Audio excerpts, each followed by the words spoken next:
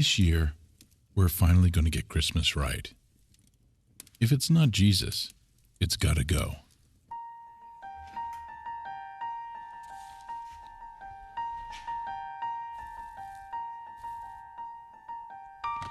Hey!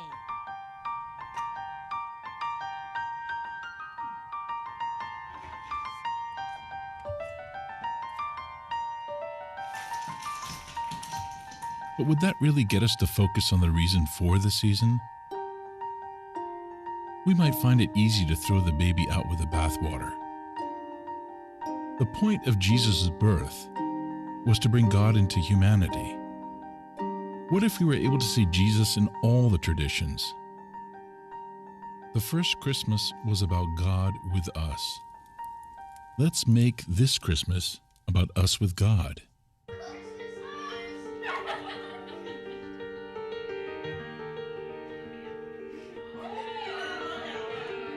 May we see the joy of Christ in our kids' laughter, the love of Christ with our family, the heart of Christ in the gifts we give, the provision of Christ in the meals we share,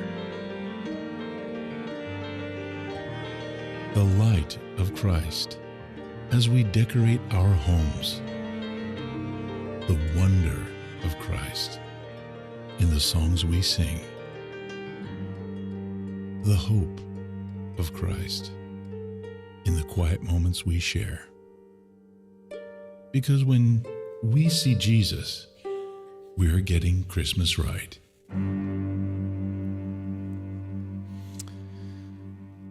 It's the Christmas season. Yeah, I'm excited. This is my favorite time of year. It's like, yes, it's Christmas. My favorite time starts like October 1st when it starts to actually feel like fall. And then the leaves turn and it gets crisp. And then now Christmas, my favorite time of year. I'm thrilled about it being this time of year. As Joel said, huge thank you to the Bargers and to the Bedners and to the Norgards and to the Haneys for putting up all of our Christmas decorations, not just this cool stuff, but all of it. They put in a ton of work this week and it looks beautiful. As expected, we put them in the dining room and the drummers in the garage. You know, we're drummers, we tend to end up, so that's okay. But yeah, I like this. This is fun to have a theme here with our homes because that's where we really want to focus this Christmas is in our homes. You know, as much as I love about Christmas, and I do love Christmas, I love the atmosphere. I love just the joy that seems to bubble out of Christmas, you know, this season. I love that. I love the music, and I know some of you don't. Bah humbug to you too. I love Christmas music. I've been like secretly listening to Christmas music for a couple months now, and so I don't get made fun of. With the earphones, it's okay. You know, like I just love it. It brings something out inside me. I love it. I love the decorations. I just love the atmosphere. I love being with family and having this sort of united reason why we're together. I love the fact that we have this sort of hard stop in our life where we can come together and we can just worship and we can pause and remember Jesus in such just a beautiful way. I love all of this about Christmas. But there is a few aspects of Christmas that I hate. I just don't like it all. They just irritate me. It's things like craziness, just being hectic everywhere all the time. Drives me nuts. I hate the fact that we feel like the best way to celebrate Christmas is to go crazy. I don't get it. I don't like it. I don't like 5,000 special events because everybody needs to have their Christmas thing. I don't like it. I don't like the marketing and the consumerism. I don't like walking into a store and feeling like everybody's screaming for my dollar. And I'm just being attacked because I happen to have a wallet. I hate that. I hate the fact that if we're not careful, Christmas can just be this stressful blur that ends on the 25th and we open presents and it's like, All right. Off we go to New Year. And we totally can lose sight of what Christmas is. I hate the fact that as a culture, we have just torn Jesus out of Christmas and inserted everything else that we've decided needs to be there that probably doesn't need to be there, right? That drives me nuts. And so as much as I love Christmas, there's this gravitational pull in our lives, this like tornado, of vortex of chaos that tries to suck us in as we try to worship at this time of year, as we try to connect with our Savior and what he has done for us through the birth of Jesus. And so this whole series that we've created here over the next 4 weeks, it'll go to the 26th. I know radio stations stop playing Christmas music on the 25th. We're going to play it on the 26th, okay? We're going to go one extra day. This whole series is about this contrast in Christmases that pulls at us, that attempts to just suck us in. And this contrast of what is really Christmas about and what is just our culture told us it's about. And then as we think about this, it's not just about thinking about this and this contrast, it's about our families. And the reason why we've set a living room here is to take us mentally back into our homes, back to the place where our families live. No matter what your family looks like, what generations it is, to take you back home, back into this place. And for us to think about this Christmas season, for my family, what is Christmas going to look like? And the question that I really want us to wrestle with today, but this is going to last for the month here, is our family going to get sucked into the vortex and just spit out on the 25th? Or are we going to make this month an intentional month, a month that's really thought through with God, with understanding and growing in Jesus? Which are we going to do this month? And thinking about our homes and how we live that in our homes this Christmas season. So today we're starting with this chaos, this difference between chaos and intentionality. What it would look like between the chaos of just running ourselves through the normal ringer, or to actually pause and to disciple ourselves well. That's our focus today, and it'll be our focus in different ways here over the next few weeks. I want us to start by acknowledging the chaos, okay? Acknowledging that it's there, the temptation is there, and let's even acknowledge what chaos does to us if we're not careful. What would happen to us if over the next month we allow the chaos to win? What's going to happen? Well, several things are going to happen. You're going to run at a frenzied and frenetic pace. Okay? That's the first thing, because that's what chaos does. It creates chaos. And so you're going to run at a pace, and as you run at that pace, it's going to wear you out. And when the morning of the 25th comes, you're going to be more tired than you are today, if we choose to go that route.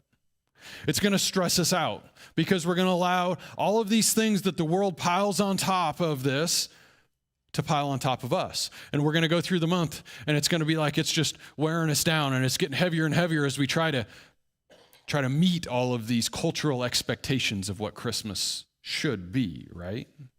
And we're going to get to the end, we're going to be stressed out. It's going to suck our time away.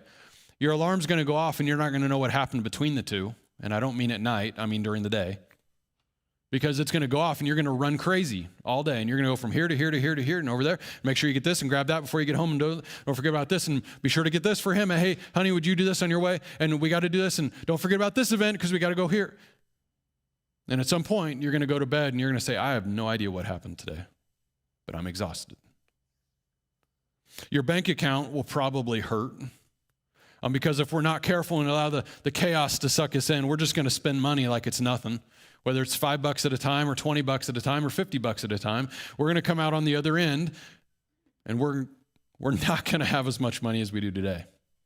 You may not know this, but the 2 months when financial stress hits families the most is January and February.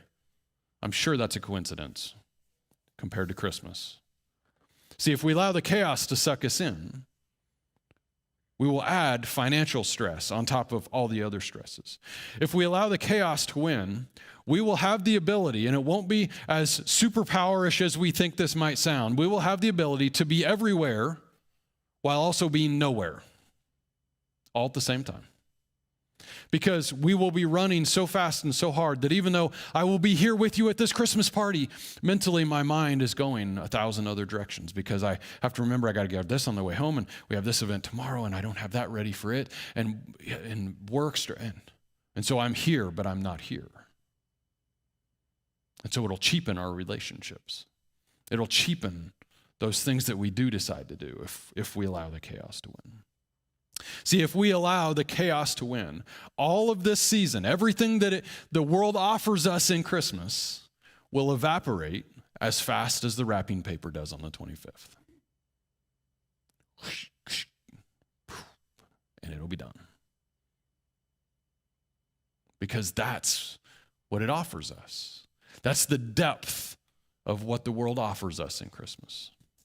And so the question that I have is this wise? Is this lifestyle where God would have us go in the next month? My next question is, what are we going to do in the next month, over this time period, through this season? What are we going to do to make Christmas meaningful? See, my guess is many of us, if we were to think about our Christmas traditions, many of them probably have nothing to do with Jesus. They're just things we've always done. And if I were to say, what are some of your Christmas traditions? What are some of the things you do as a family that are important and valuable to your family? And how do they connect back to our faith? There may not be much. They're all great. They're all fun. And I'm not trying to be a fun killer. Like, that's not the point. The point is it meaningful?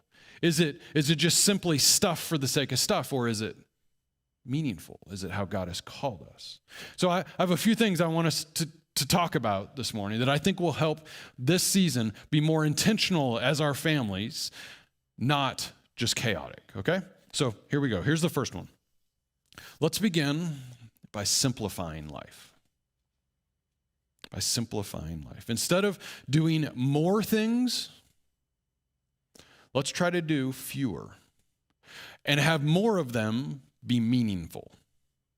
So the things we do have value, have importance to what's important to us, to our faith, to growing, to learning, to being followers of Jesus. One example of that is this week, our staff, we talked about our Christmas party. And we said, what do we want to do for a Christmas party this year? We could do any number of things as a staff. We'd love to get together. We'd love to have our families together. What are we going to do? And we said, we're not going to have one. We're going to wait till January. Instead of a Christmas party, we're going to have a January party. Because we want to simplify. We know our families are going to be torn 100 directions this month. So we have control over this one. Let's eliminate this one. Let's move it over here. Right? So we've made that conscious decision. That's just one thing we're not going to do. We're going to wait for a while. Some of us have family traditions, and none of us know where these traditions started, but we have them.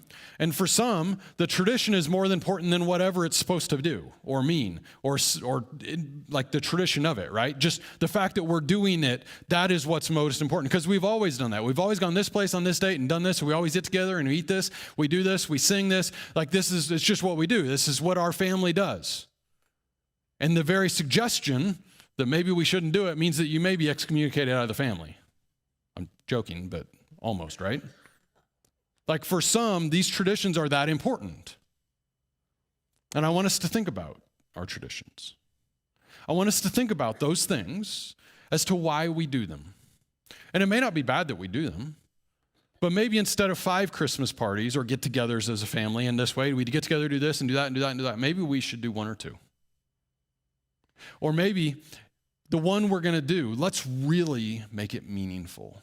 Let's simplify. Let's give depth, not breadth, to what we're doing. See, small things might look small on the surface, but they can add up. They stack on top of each other. We can do things like, hey, I'm going to take treats to work. Now, that's nice, we should do that, right? It'd be awesome if you treated your coworkers to whatever. But now let's think about what I've just committed myself to. Are they homemade or are they store-bought? How much time is it going to take me to make it? How perfect now do I need to make them? Am I going to decorate all of them in a precise way and put little frilly whatevers around them? Or is it like very simple? Have I just made a bigger commitment than I realized? What about same thing with buying gifts? Be careful with how many gifts we buy for how many people. And especially depending on the kind of gift giver you are. If you're someone who, buys a very simple gift card or something simple for someone, and you can buy 20 of those, that's different than if you're looking for the perfect gift for you that's going to be different than you because it has to be perfect, right? How much time, how much mental energy, how much are we now investing in this? And do we need to? And again, you might sound like I'm Debbie Downer here, right? I'm not trying to be. I'm trying to make us think about what we do and how we do it and the purpose behind it. And that we don't get distracted, we don't get cluttered up by good intentions, and those things cause us to miss out on these other things. A yes to this means we're saying no to this. Which one is really the most important? I just want us to think through what it is we're doing and to have us consider simplicity and the joy that can come in simplicity. I think about how complex we've made Christmas, and I think back to the Christmas story, and I love this little few sentence passage here. So Joseph also went out from the town of Nazareth in Galilee to Judea, to the city of David called Bethlehem, because he was of the house and the line of David. He went to be registered with Mary, who was promised in marriage to him and who was expecting a child. While they were there, the time came for her to deliver her child. And she gave birth to her firstborn son and wrapped him in strips of cloth and laid him in a manger because there was no place for them in the inn. I don't know about you, but when I read that passage, there's just this peace about it. There's this simplicity to what Christmas really is. And yet, the culture has convinced us that we need to pile all kinds of stuff on top of it to make it meaningful. He came. He was born in a manger. How beautiful and simple that is. Let's not complicate things. Let's simplify this season. The second thing I might suggest is after we've subtracted some things out, after we've simplified, let's add one thing back in, and that's rest. Let's rest. Let's rest in this season. That almost sounds like contradictory, right? That's not what Christmas is for. It's to go crazy. What if we rested? What if we made a mission out of coming to Christmas less exhausted than we are today? That would be interesting. That would make Christmas Day a whole new day, wouldn't it? If instead of glad we've got gifts open, I'm ready for a nap. It was man, I feel good because I'm well rested. All throughout the Old Testament, there was this idea of Sabbath, that they were encouraged to take the Sabbath. And this is the one command that we've perfected disobeying. Right? I mean, for many of us, and I'll raise my hand on this one, for many of us, the idea of resting might even be scary. Because when we rest, we know how much we're not doing. And it's when I rest, it's okay, I'm resting. Man, this is not getting done, that's not getting done, and that's not getting done. I could be doing this. And it's we're getting so anxious because there's all these things I'm not doing because I'm resting right now. Man, this is relaxing. Isn't this great? Because I was going to say nobody else, just me, right? We've become so good at going all the way to the end of ourselves that we've forgotten how to rest. And so in this season kind of perpetuates that inside of us, where it's let's get busy, it's Christmas. Ooh. Let's try to rest. See, here's the thing. None of us are at our best when we're exhausted. So let's add a little rest into the season. Let's take the lead of God in the Sabbath and let's have some rest. Here's the third one. Let's slow down. Now, here's what I mean by this. I was challenged by something a while back with another teacher who, when he asked this question, it hit me like a ton of bricks. Like I'd never seen this before in Scripture, okay? And he asked this question. He said, what was Jesus's pace of life? That's interesting. And I think about, all through the Gospels, and you see him going here, doing this, going over here, ministering this person. And like, what was his pace? And here's what we discover is, I can't find him running. I can't find him panicked. I can't find helter-skelter.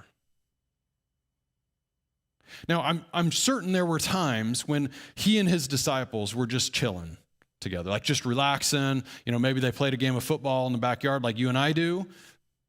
Probably not, but you know what I mean? Like, I'm sure that happened. We just don't have record of it. But we don't see him going crazy. In fact, we see the opposite. As I look at this, I think Jesus moved at the speed of purpose.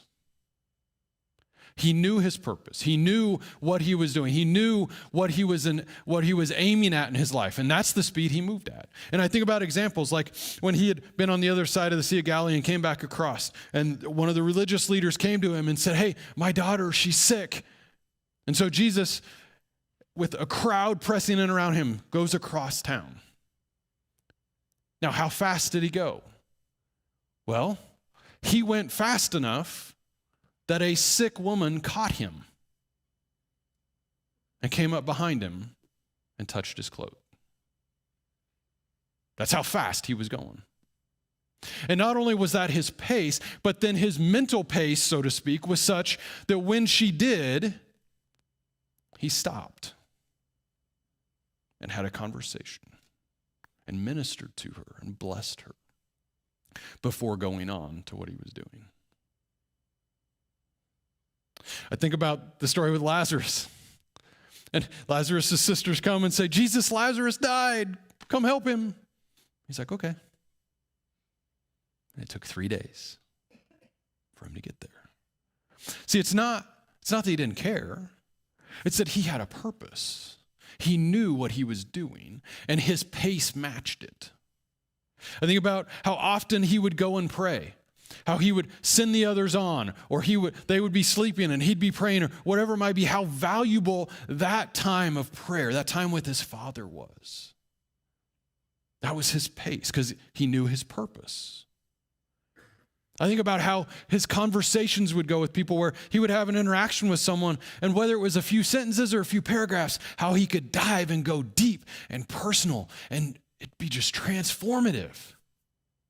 Because he knew his pace, because he knew his purpose.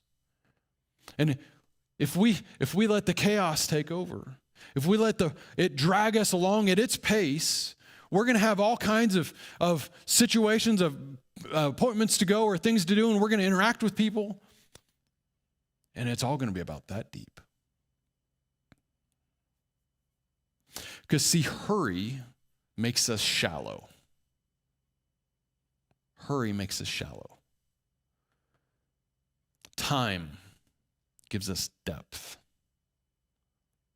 And so if we want this season to have depth, to have meaning, if we want our relationships to have depth and meaning in this season, we must give them time. We must create a pace that will allow us to have those kind of relationships.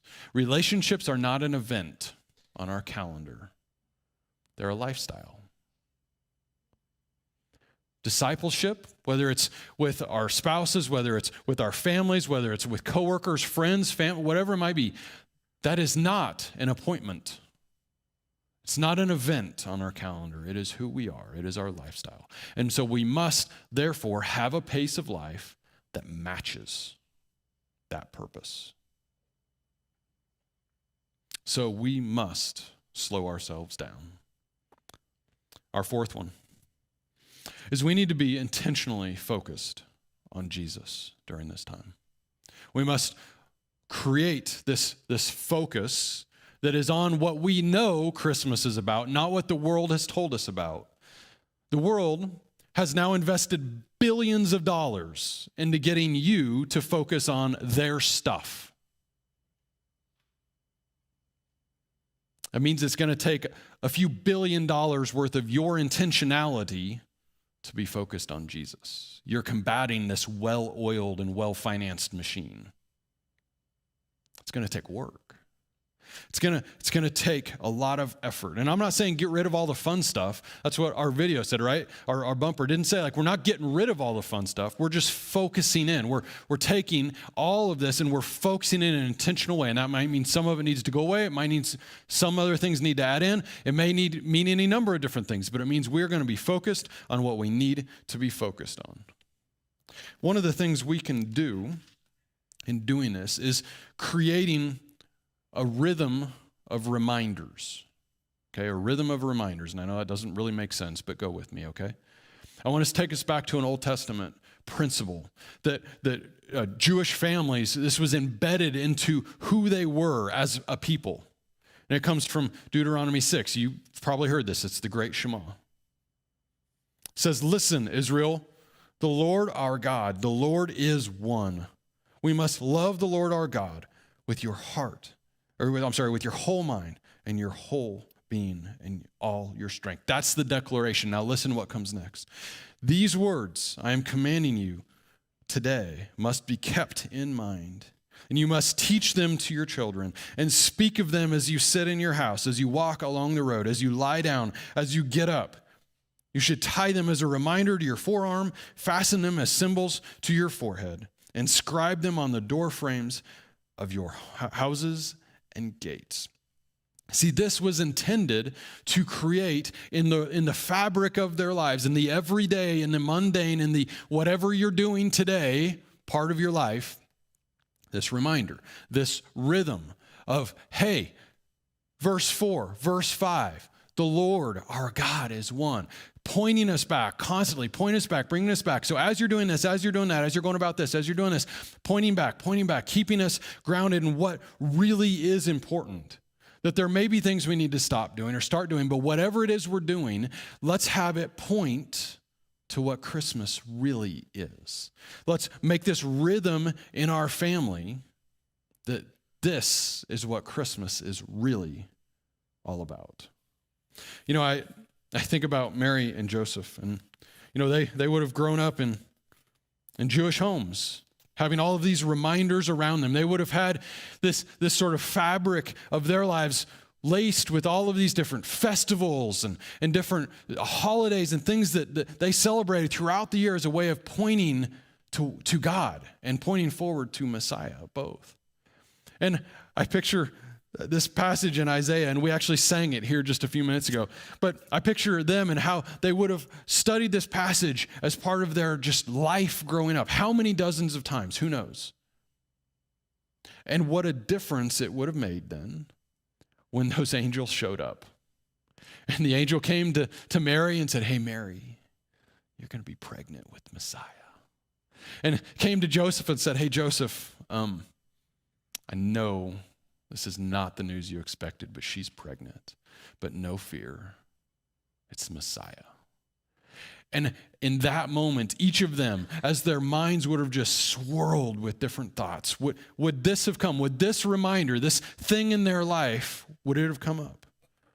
"For a child has been born to us, a son has been given. He shoulders responsibility, and it's called Wonderful Counselor, Mighty God, Everlasting Father, Prince of Peace. His dominion will be vast, and it will bring immeasurable prosperity.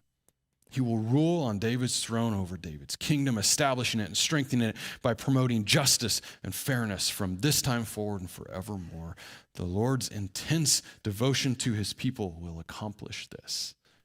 How that tradition that they would not have probably given too much thought to in terms of the purpose of this in the future, that at that moment would have come together and given them assurance and meaning. And today, what habits, what traditions, what rhythms of reminders can we establish, create, change maybe from what we already have in our families' lives to help us and our families, whatever that looks like in your household, whatever generations that is, to have more meaning in this time, to go into Christmas with a depth of meaning that it might not otherwise have. What is it that we could do? What ideas do you have? Our journal, by the way, if you picked one of those up, has a number of ideas. It has a number of activities in there so you can do as your family. There's things you can get and activities you can do and different things. Doreen and Trevor and Joshua did a great job putting that together and some different ideas for each week. So that's a great place to start. But there's tons of ideas. And you could probably come up with dozens more than me. I'm not that creative with this sort of stuff. But here's just some that I figured out. You could do the Advent wreath and Advent calendar in your home and do those readings and go through that as a family, right? You could read the Christmas story, whether you sit down and do it in one setting, it's not that long, or whether you spaced it out over the course of the whole season, each day or whatever it might be, you can do that. And it helps to remind us, to keep us on track. We could do some other kind of Christmas devotional. Just go internet search. You'll find them, right? There's a million of them. We have some, Our Daily Bread's out here as a Christmas devotional. To just go find a devotional with whatever frequency, whatever rhythm you want to establish. Go do that. Do a family game or a craft or some other kind of activity that you can wrap in, you can bring in that demonstrates what Christmas really is, so that it's meaningful, it adds fun, it adds that togetherness, all with what the meaning of Christmas is. Maybe you and your family are going to serve in a meaningful way with somebody, somewhere here in our community. You're going to find some way to serve. We talked about the idea of the Christmas tree out there, right? Who knows how, but how are you going to serve? And in doing so, remind ourselves what we're serving about, what we're serving for, that it's not just to be a good person, that there's a reason.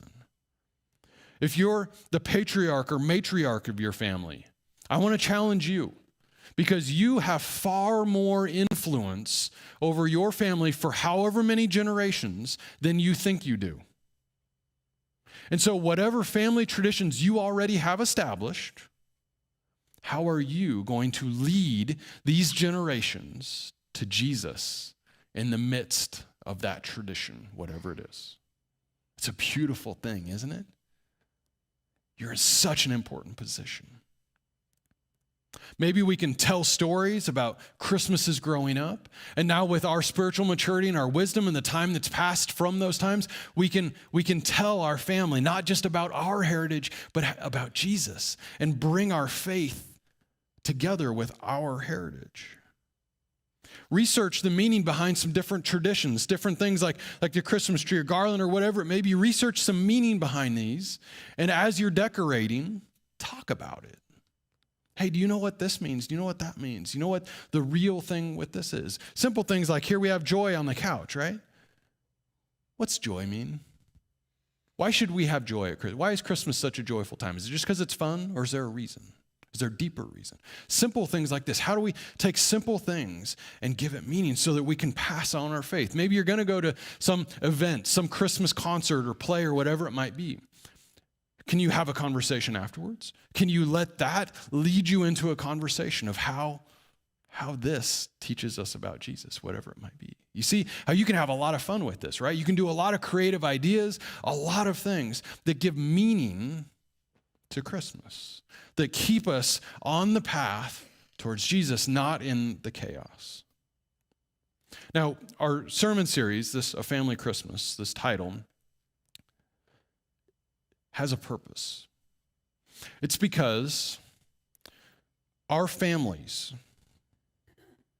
are really important. Like, don't underestimate the power of a family, no matter what that looks like. Don't underestimate that. And our homes, the reason why we have a living room here is because we overlook the purpose of our homes. Sometimes we kid ourselves and we think that the purpose of our home is to get on HGTV someday. That bigger, nicer, the right part of town, whatever it might be, that's not the purpose of your house. It's protection. But it's a tool. It's maybe one of the most powerful tools God gives us because it's a place for our families to be so we can disciple our families. How does this place where you live help you disciple your family well? God has given this incredible tool.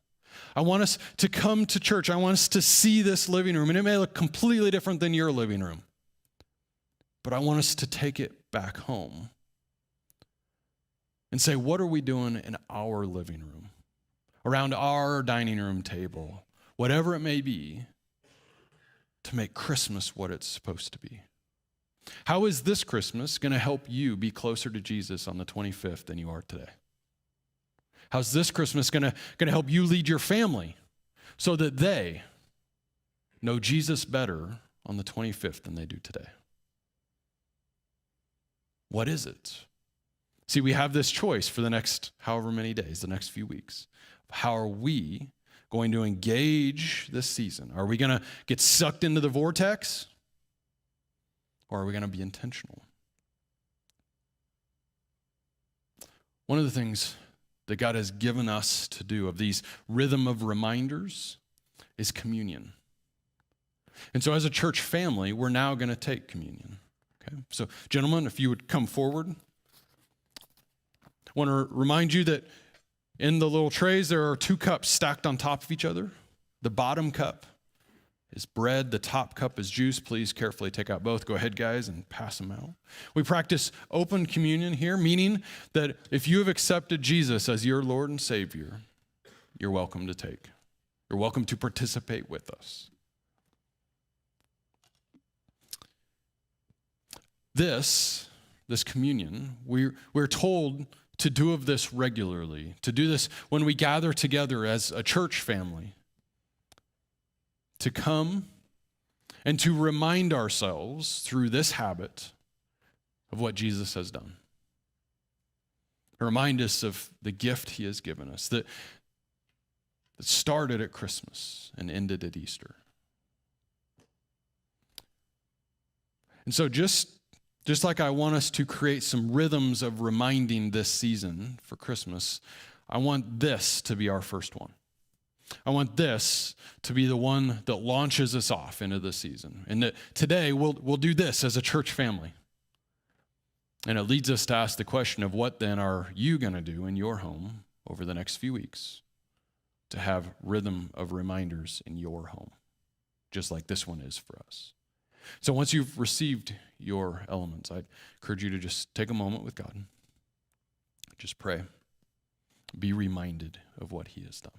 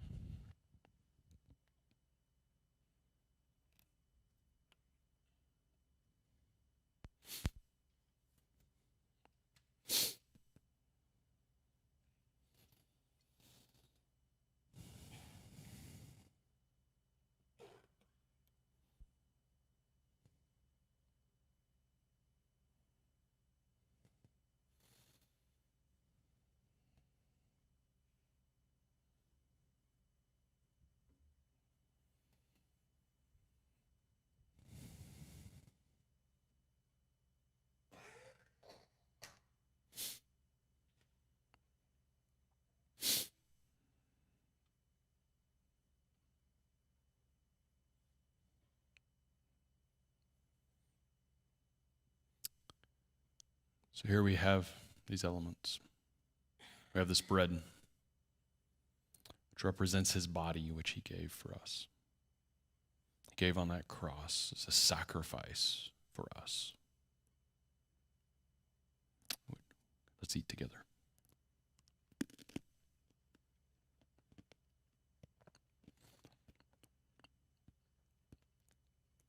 We have the juice in the cup,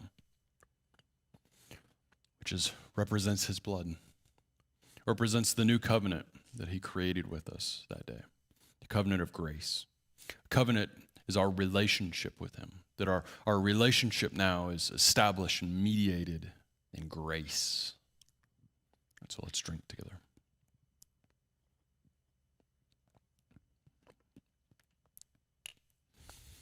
Father, I thank you for Christmas.